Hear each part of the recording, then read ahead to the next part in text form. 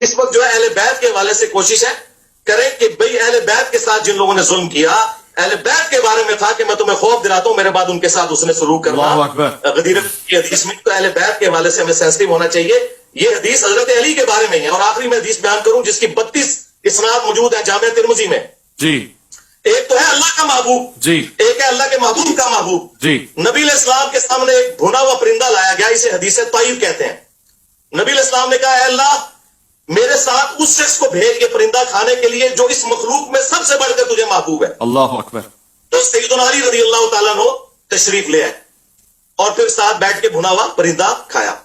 تو ایک اللہ کے محبوب ہے اور ایک اللہ کے محبوب ہے. الحمدللہ. تو فضائل سب کے ہیں، لیکن جب ہم آج بات کر رہے ہیں تو انشاءاللہ صلح حسن میں انشاءاللہ جب آپ سوال پوچھیں گے تو میں انشاءاللہ صلح حسن سے بھی پردہ اٹھاؤں گا کہ صلح حسن کی آڑ کے اندر جس طریقے سے امام حسین علیہ السلام کی شخصیت کو ملائن کیا جاتا ہے، حضرت علی کی گستاخیاں کی جاتی ہیں، تو میں اس صلح کا بالکل پول کھولوں گا بخاری، ابو داؤد، ترمذی کی روشنی میں انشاءاللہ حقائق پبلک کے سامنے رکھوں گا، لیکن جب آپ سوال کریں گے تب انشاءاللہ. انجینئر صاحب نے اگرچہ ہمیں نام نہیں لیا کسی کا، لیکن ٹارگٹ تو کیا. اس میں یہ کہ انہوں نے یہ بات چھیڑی کہ جب فضائل اہل بیت کی بات ہو تو یہ خواہ بیچ میں صحابہ کو گسیڑ کر اس سے جو ہے وہ علیحدگی کا اختیار کرتے. تو کیا یہ کام انہوں نے آج نہیں کیا کہ یعنی صحابہ کی تعریف ان کو برداشت نہیں ہوئی اور اس کو تنقید کا نشانہ بنا دیا؟ موضوع امام حسن علیہ السلام یہ کوئی موضوع میں یہ کوئی شرعی حکم ہے؟ آج کے دن صحابہ کی تعریف نہیں ہوگی، صرف حضرت حسن کی تعریف. دیکھیے حضرت یہ صلح کی طرف جو آفر ہے یہ حضرت حسن نے نہیں کی. یہ جھوٹ ہے کہ حسن جو ہے وہ امن پسند تھے. امن جنگ کے اندر غزوہ بدر میں کیا رسول اللہ امن پسند تھے؟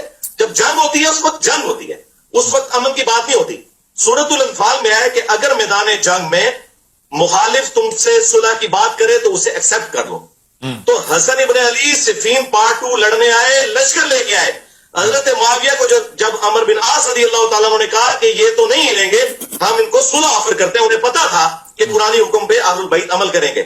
تو جب صلح آفر کی گئی تو حضرت حسن ابن علی نے وہ صلح کی آفر سورۃ الانفال کے تحت قبول کر لی، جس طرح نبی علیہ السلام نے صلح حدیبیہ قبول کر لی تھی. اگرچہ نبی علیہ السلام کا پلڑا بھاری تھا، اس کے باوجود مشرکین عرب کے ساتھ صلح کر لی. اچھا، اس صلح کی تو ظاہر ہے وہ شرائط کیا تھیں؟ جی، بنو امیہ کے ممبروں سے جو سب و شتم کا سلسلہ کیا گیا ہے حضرت علی کے اوپر، جو لوگ یہ کہتے ہیں یہ تنقید تھی، مسلم شریف میں 6229 نمبر حدیث ہے. ابو تراب پر لعنت کے الفاظ ہے، وہ گالی سے بھی بڑھ کر لعنت کرتے تھے نعوذ باللہ ممبروں سے. 6229 صحیح مسلم، غدیر قم سے اگلی حدیث. اور 5واں رکھا گیا خمس. افسوس کے ساتھ ان 5 شرائط میں سے صرف 5ویں شرط پہ عمل ہوا ہے کہ حضرت معاویہ رضی اللہ تعالیٰ عنہ خمس دیا کرتے تھے. میں پورا ایک پروگرام بخاری مسلم سے کر سکتا ہوں کہ کس طریقے سے ان شرائط کی دھجیاں بکھیری گئیں. سب سے بڑی بات یہ ہے کہ حضرت حسن ابن علی کو زہر دے کے قتل کیا گیا. مصنف ابن ابی شیبہ میں آتا ہے کہ انہیں زہر دے کے شہید کیا گیا 47 ایئرز کی ایج میں. میری 47 ہونے والی ہے، میری ایج میں حسن ابن علی کو زہر دے کر قتل کر دیا گیا تاکہ وہ نوبت ہی نہ آئے 49 ہجری میں کہ وہ جانشین بن سکیں. اور وہ جو بخاری حدیث ہے سید والی، وہ اسی حدیث میں آتا ہے کہ خمس ہوگا، اور اس کے بعد وہ راوی حدیث کہتے ہیں کہ حضور کی پیش گوئی پوری ہوئی کہ میرا یہ بیٹا سید ہے. اس کی وجہ سے مسلمانوں کے 2 بڑے گروہوں میں صلح ہوگی.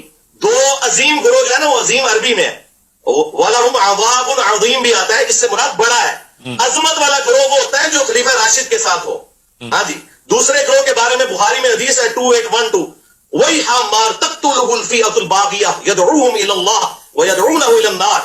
وائے امبار، افسوس، تجھے ایک باغی جماعت قتل کرے گی، تو انہیں اللہ کی طرف بلائے گا، وہ جماعت جہنم کی طرف بلائے گی. تو جو جماعت جہنم کی طرف بلا رہی ہو نا اور خلیفہ راشد سے بغاوت کرنے والی ہو، وہ عظمت والی نہیں ہوتی، وہ بڑی جماعت تھی. یہاں عظیم کا مطلب بڑا گروہ ہے. اور حضور نے فرمایا میرا بیٹا یہ سید ہے، یہ سید ہے، یعنی یہ بڑے پن کا مظاہرہ کرے گا. سب کچھ ہوتے ہوئے یہ اپنی پوست دستبردار ہوگا. اور آخری میں حدیث بیان کر دوں کنکلوڈ کرنے کے لیے.